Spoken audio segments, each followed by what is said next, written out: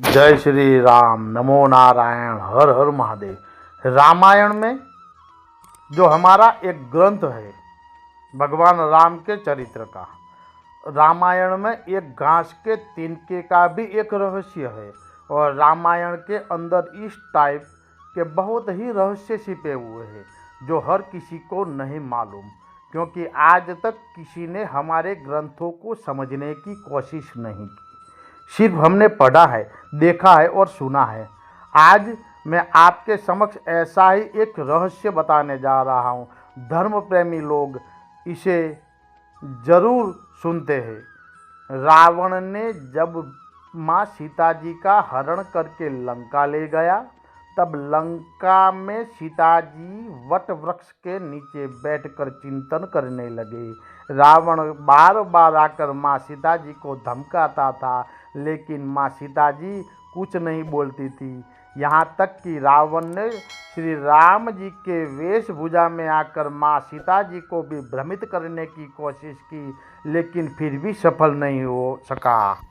रावण थक हार कर जब अपने शयन कक्ष में गया तो मंदोदरी बोली, आपने तो राम का वेश घर कर गए थे, फिर क्या हुआ? रावण बोला, जब मैं श्री राम का रूप लेकर सीता के समक्ष गया तो सीता मुझे नजर ही नहीं आ रही थी। रावण अपनी समस्त ताकत लगा चुका था, लेकिन जगत जननी माँ सीता जी आज तक उनको कोई नहीं समझ सका। फिर रावण भी कैसे समझ पाता? रावण एक बार फिर आया और बोला, मैं तुमसे सीधा संवाद करना चाहता हूँ, लेकिन तुम कैसी नारी हो कि मेरे आते ही घास का एक तिनका उठाकर घूर घूर कर देखने लगती हो? क्या घास का तिनका तुम्हें राम से भी ज़्यादा प्यारा है? रावण के इस प्रश्न को सुनकर माँ सीता जी बिल्कुल चुप हो गई, कुछ बोले नहीं और आँख से अश्रुओं की धार बहने लगी। अब इस प्रश्न का उत्तर समझो कि जब श्री राम जी का विवाह माँ सीता जी के साथ हुआ, तब सीता जी का बड़े आदर सत्कार के साथ गृह प्रवेश भी हुआ।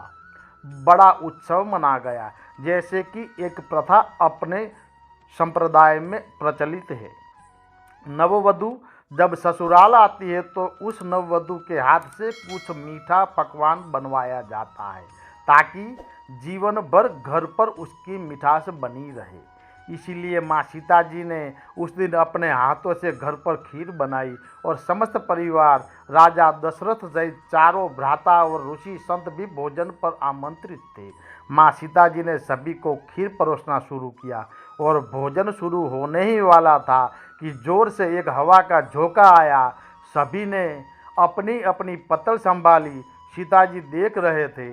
ठीक उसी समय राजा दशरथ जी की एक पत्तल पर, खीर की जो पत्तल थी उस पर एक छोटा सा घास का तिनका गिर गया। माँ सीता जी ने उस तिनके को देख लिया, लेकिन अब खीर में हाथ कैसे डाले, ये प्रश्न आ गया। माँ सीता जी ने दूर से ही उस तिनके को घूरकर देखा तो वो तिनका जलकर राख की एक छोटी सी बिंदु बनकर रह गया। सीता जी ने सोचा, अच्छा हुआ किसी ने नहीं देखा। लेकिन राजा दशरथ माँ सीता जी का यह चमत्कार को देख रहे थे। फिर भी दशरथ जी चुप रहे और अपने कक्ष में चले गए और माँ सीता जी को बुलवाया।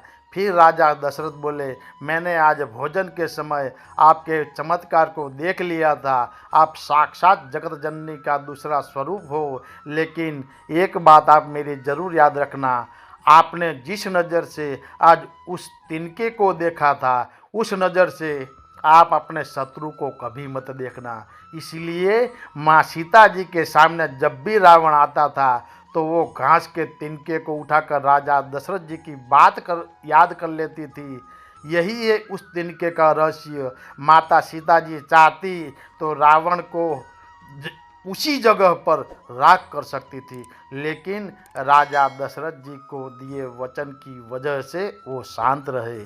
जय श्री राम, नमो नारायण, हर हर महादेव।